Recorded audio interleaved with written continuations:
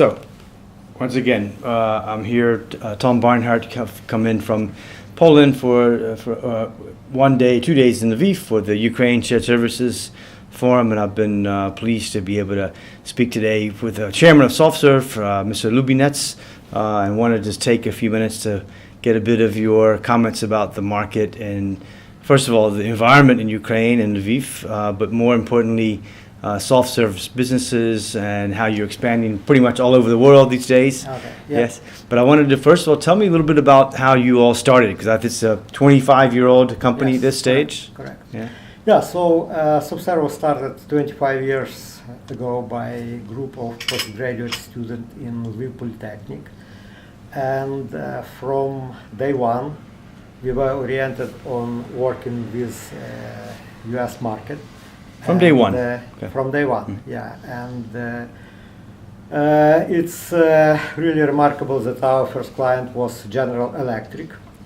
And we got the first contract from General Electric by reference. We had our good friend, former vice president of General Electric, did a recommendation, a reference for us. So we did this project successfully, and after that we did another project. In few years we expanded to Canada, and in few years we expanded to Europe.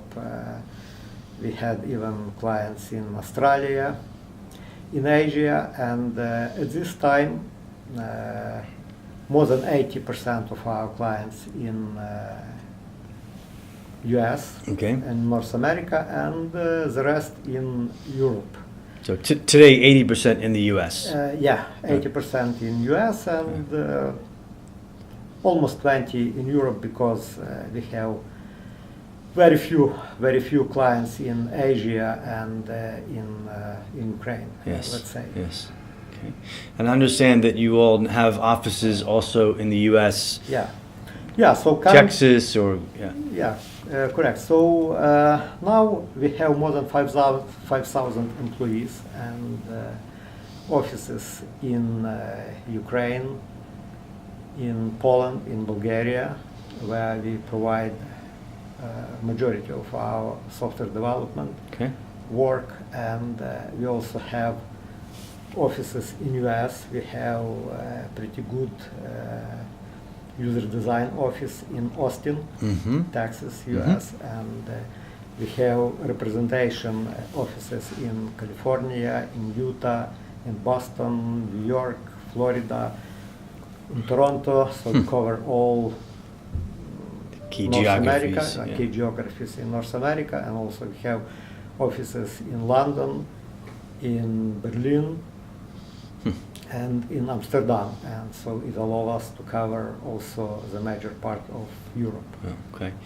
And in terms of what you are doing, what was particularly unique? I mean, if they say the US, so-called USP, unique selling point of what you're doing. There's hundreds of IT software development companies all over the world, but you guys have grown very fast. You must be doing something particularly unique and particularly well. What is that? What's the magic elixir?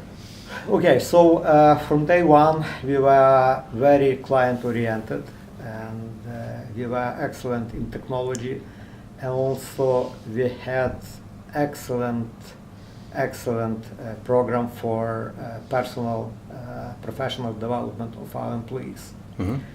And this was our key point. And currently, like a few years ago, we started to develop our internal innovation development platform. So at this time we even have our internal product, and we also for innovation management, and we use this product also as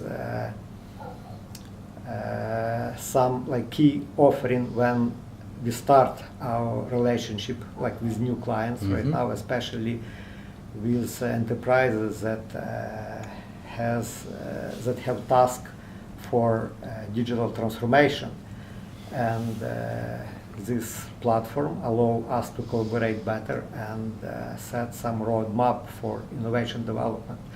at those organizations, and it is also a good selling point for us, because during work on this innovation platform, we are able to find a lot of work for us actually on doing this digital transformation work. Well, the digital transformation is I think the number one issue in people's minds on the CFO or big companies, yes? Yes. And in terms of very closely related, the process automation, of course, so-called RPA robotics, tell us a bit about what you guys might be doing there. There's that's of course a massive demand for that. It's not only hype, but there's lots of examples. Recently, UiPath out of Romania just raised 100 million at $1 billion valuation. It's a real thing. And tell us a bit about what you all are doing in this space.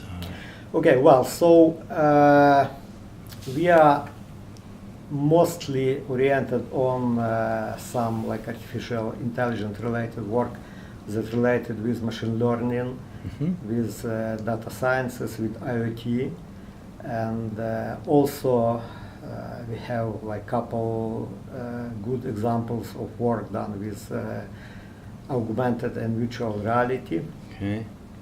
So we more in that space. Okay. And that, the augmented and virtual reality, that has a lot of application for real estate, maybe for retail. Yeah. So we done like recently very good example for like Ukrainian touristic industry.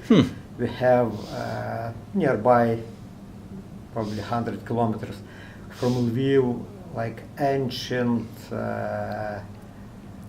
fortress, Tustan, and it's probably 1,000 years old. Wow. At this time it's just ruins and nothing more.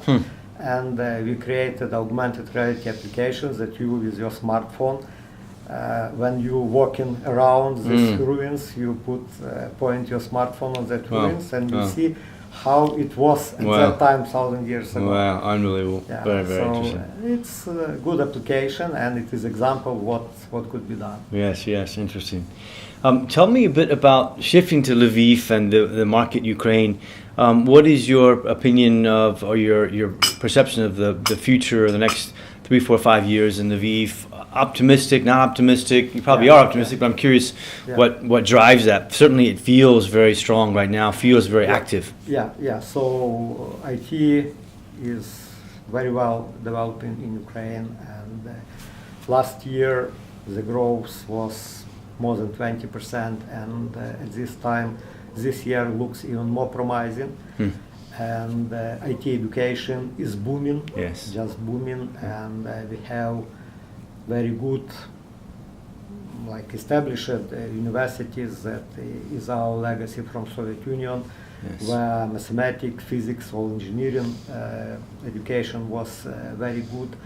But we have at the same time, just last year, we opened a couple new computer science program, bachelor and master program in data science, in business analysis, in management, in IT, and these programs are opened in state universities and also in private universities, and there are just like flourishing a lot of huge demand smaller, for this. Smaller educational companies, and also almost all big player has like corporate universities.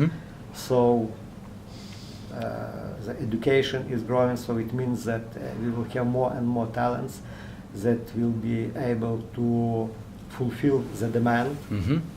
This like 20-25% growing, and at this time when compare like Lviv with like Krakow, an example, we see that we have less density of IT people, so probably even like twice less there. So it means that there are potential growth. There are a lot of like ability to grow. Yes, and in terms of the shift of the next few years? Do you see any particular part of the IT growing more than another part? I mean, what is, if you were giving advice to a 20-year-old, 18-year-old person going into school, into university, what would you suggest that person study?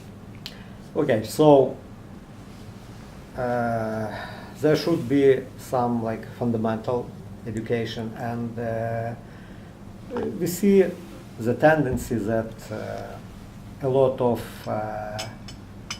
just not creative work could be done by machines, by computers. So the person, the like new IT guy should have good basic education, some mathematical education to be able to work on like data science, in example, and also develop ability to learn, quickly learn, and study all like everything that related with human-computer interaction.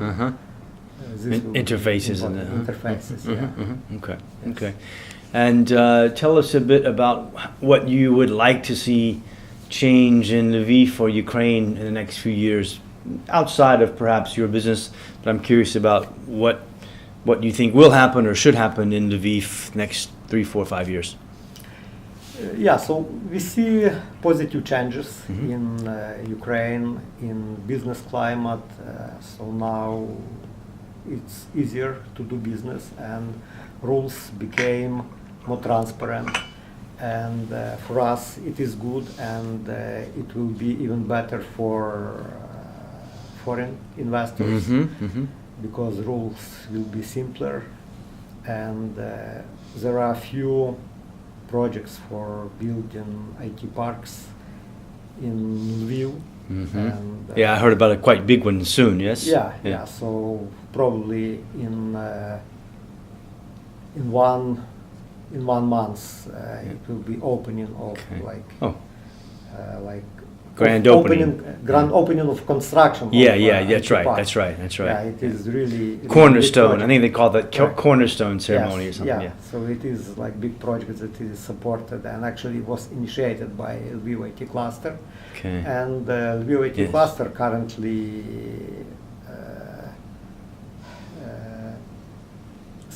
currently the organization of IT companies in Lviv, and there are more than 250 IT companies in Lviv, and incredible. It is also growing. Yes, incredible. And what is good for Ukrainian IT industry, and especially Lviv IT industry, that we are oriented on R&D work, on developing of new application. So it is not maintenance, and it is already creative work. So it means that we are in good shape with all like futures that will be related, especially with creating new application and with creative work. And much more interesting for your software engineers to work on new projects, not just simply maintaining old things. Absolutely. Great. Okay, well, thanks a lot for your time. Appreciate it very much, and best of luck with your business in the States and Lviv, and thank you for your time today. Okay, thank you.